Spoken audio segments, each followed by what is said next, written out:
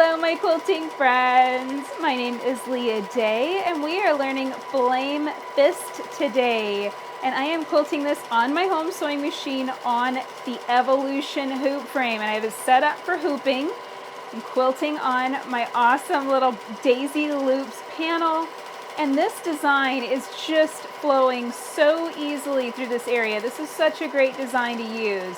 So here's how it works. It's basically a spiral design with repeated rows of bouncy echoes. So I'm going to swirl into a spiral, and you can make this as big or as small as you want. And then as I come out, I'm going to basically just kind of bounce. I'm not going to hit the line before it. I'm just going to bounce close to it, and then I'm going to bounce close to the other line, the other side of the design, and I'm just going to keep swinging around and bouncing as long as I want.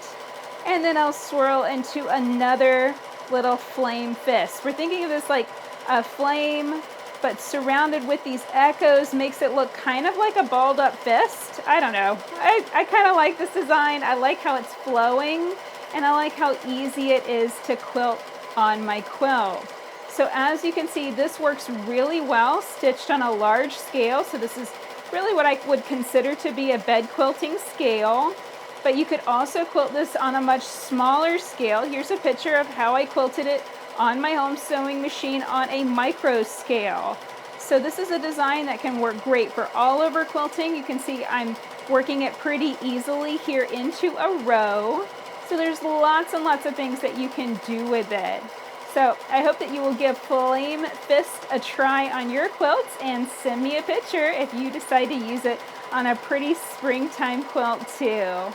If you'd like to check out my quilting setup and this Evolution hoop frame, come and check it out at leahday.com/evolve.